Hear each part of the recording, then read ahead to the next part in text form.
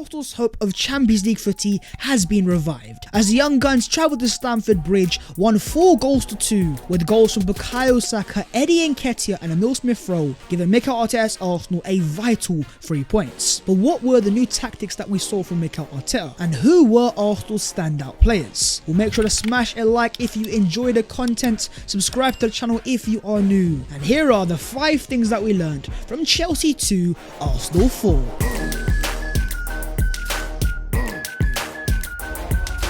First things first is Mikel Arteta returns to the basics. Over the last few games, a lot of fans have been criticising Mikel Arteta, asking questions of the Arsenal manager, asking him is he good enough to get Arsenal into the Champions League. This game sums up Arsenal Football Club. They are so bipolar, but I love them so much. And as Mikel Arteta said after the game, I said to them, if you want to play Champions League football, you have to come to places like this and win. And when the Arsenal players did, they went to Stamford Bridge, they collected the 3 points and gave us Arsenal fans quite a night of glory. And as the XG suggests, Chelsea with a 0.71 and Arsenal with 1.89.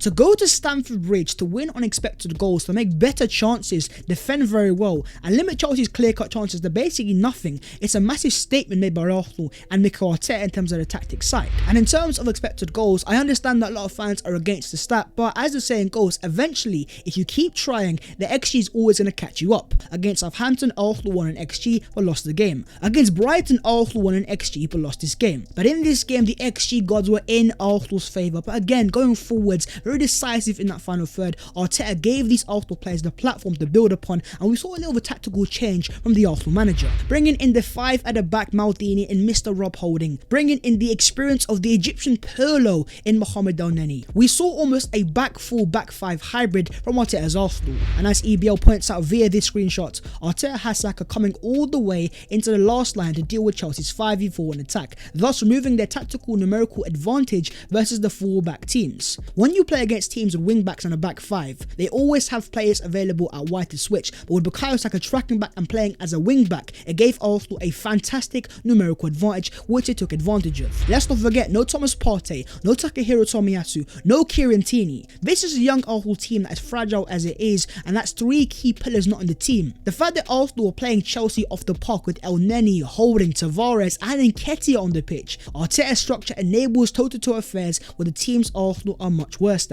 This result against a big team has been a long time coming. You go to the first game against Man City on the first day of the brand new year. Arteta's Arsenal was pressing, playing Man City at their game and dominating them in the final third in the first half. And if it wasn't for the Arsenal players losing their heads and giving away a stupid penalty, Arsenal deserved to win the 3 points there. And even against Liverpool, it was a pretty close encounter where Arsenal had chances that if they had taken, again, we could have won that game or at least got a point. And this time around, there was no mistakes to be made. The Arsenal attack was decisive. They took their chances, playing the 5 at the back, Mr. Rob Holding, clearing all the balls, Ben White and Gabriel very solid, Bukayo Saka tracking back. The fact that Arteta also brought Granit Xhaka back into central midfield, it gave Arsenal an advantage in the centre of the park. And at Stamford Bridge, Mikel Arteta has a stupendous record. And out of Arsenal's last 5 visits to Stamford Bridge, they've only lost 1, which is back in 2018-19. In fact, in terms of Mikel Arteta, he is undefeated in his time at Arsenal at Stamford Bridge. This is a ground that prior to Arteta coming to Arsenal had not won a league game at since 2012 under Arsene Wenger.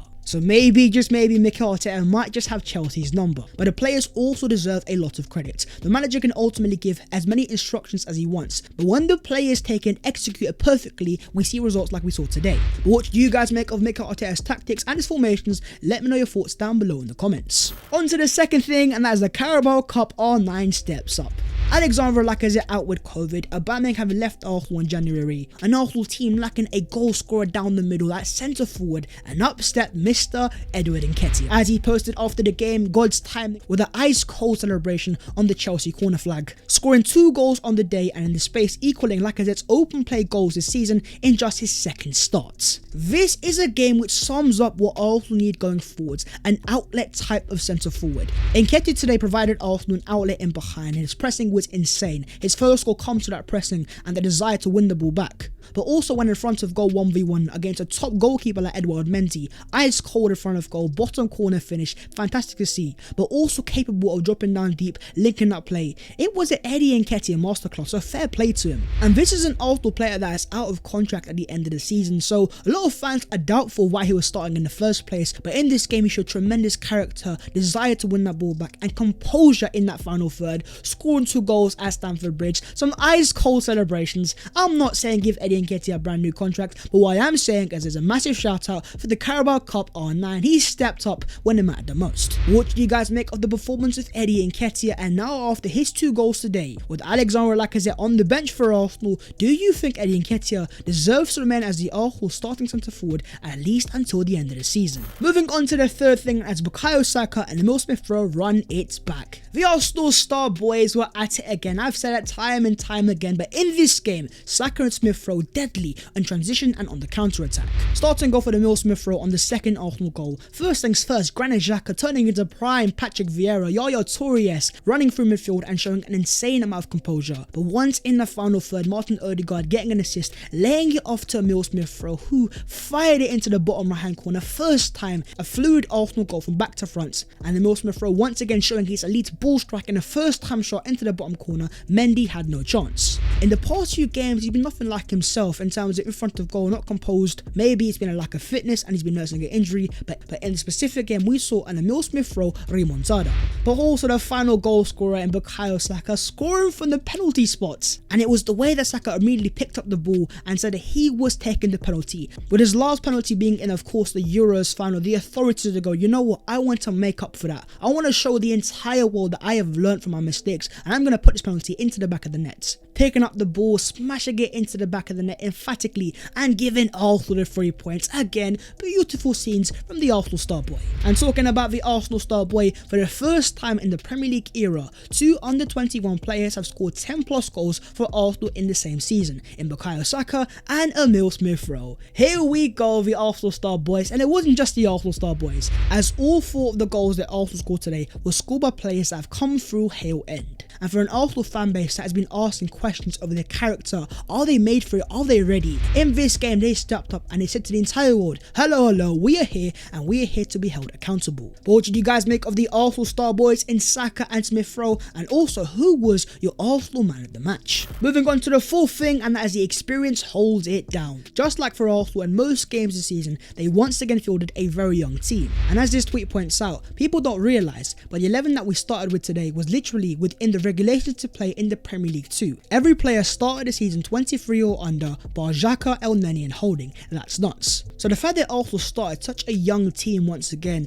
to go to Stamford Bridge against a team that are the champions of Europe and the 3rd best team in the league right now, the Arsenal experienced players had to hold it down, and they most certainly did.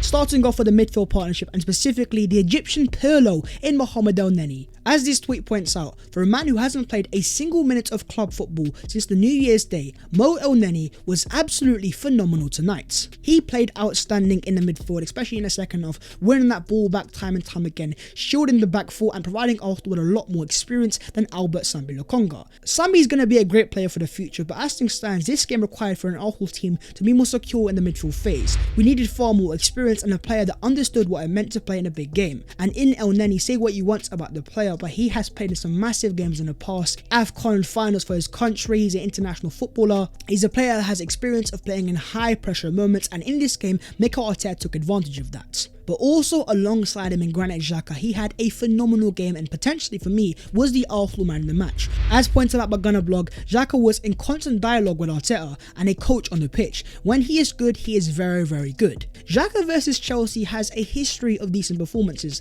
Last year at the Emirates scored a banging free kick, the 2017 FA Cup final, and what we saw today was Arteta make a tactical change which brought Xhaka back into the midfield, not starting off as a left back in the build-up phase, and instantly it gave Arsenal so much more control in the midfield. It allowed Arsenal to progress the ball vertically so much more, and that verticality was epitomised in Arsenal's second goal. Xhaka breaking the line, showing immense amount of composure, not begging Marcus Alonso, firing the ball forwards to Martin Odegaard, and the rest is beautiful history. But it wasn't just the experience of Xhaka and Elneny, but also in terms of the defence, bringing in Rob Holding. It wasn't a perfect game, but as the stats show, 5 out of 6 duels won, 4 clearances, 2 shots blocked, and 1 interception. When playing in the back 5, Rob Holding can at times be cash money when it comes to clearances, getting his head in the way, making blocks, and it was those experienced players of Rob Holding, Granit Xhaka and Mohamed Elneny that stepped up today, and it gave the Arsenal young players the platform to build upon, the trust that if they were to go forwards, these experienced players were on their job defensively. A massive game on Saturday against Manchester United. I wonder if Elneny starts once again alongside Granit Xhaka, and when you also have the potential return of Takehiro Tomiyasu, is Mikel Arteta going to keep Rob Holding into the team? Let's discuss this down below in the comments. Talk to me about the Arsenal experienced players in Elneny, Xhaka and Holding, and should Elneny and Holding start versus Man United? And fifth and finally, this race is far from over. When I said in my last few videos twists and turns will come in this top 4 race, I had so many Arsenal fans slandering me, saying, Babs, how dare you believe as an Arsenal fan this race is over? But as the history of football suggests, until things are mathematically impossible, anything is still possible, and tonight shows that. This was of course Arsenal's game in hand. They got 3 points and now are level points with 4th place Spurs with the same amount of games played. And it's been a massive few days for the top 4 race. First things first, Man United got slaughtered at Anfield in a 4-0 defeat by Liverpool, and Spurs themselves next play on Saturday at the 5:30 kickoff against Brentford away. Whereas in terms of Arsenal, here are our 6 remaining fixtures.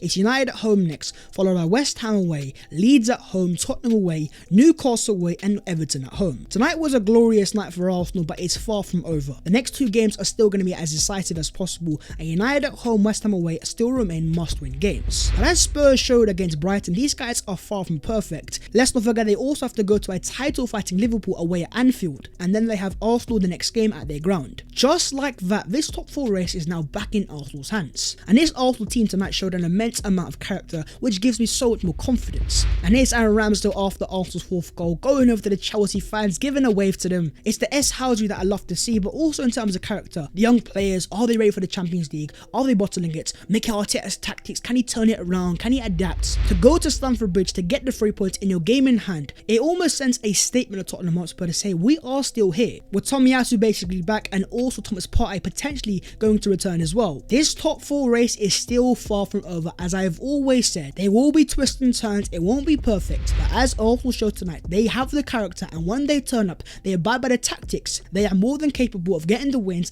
and doing the job. But after the win today, what do you guys make of the race for the Champions League? Do you think it's back in Arsenal's hands? Can we turn it around? But in terms of tonight's Arsenal fans, enjoy yourselves in what was a gargantuan, stupendous stop. But that is the video there and there, so hopefully you guys have enjoyed, and if you have, make sure to go down there, smash a like, subscribe to the channel if you're new. If you would like to follow your boy on them social medias, then the links will be down below in the description. But that was the 5 things that we learned from Chelsea 2, Arsenal 4, a gargantuan victory for Arsenal Football Club. And now Arsenal fans, do you dare to hope once again that this Champions League dream is still not over? We're gonna have to wait and see, but until then, enjoy yourselves, take care, and in a bit.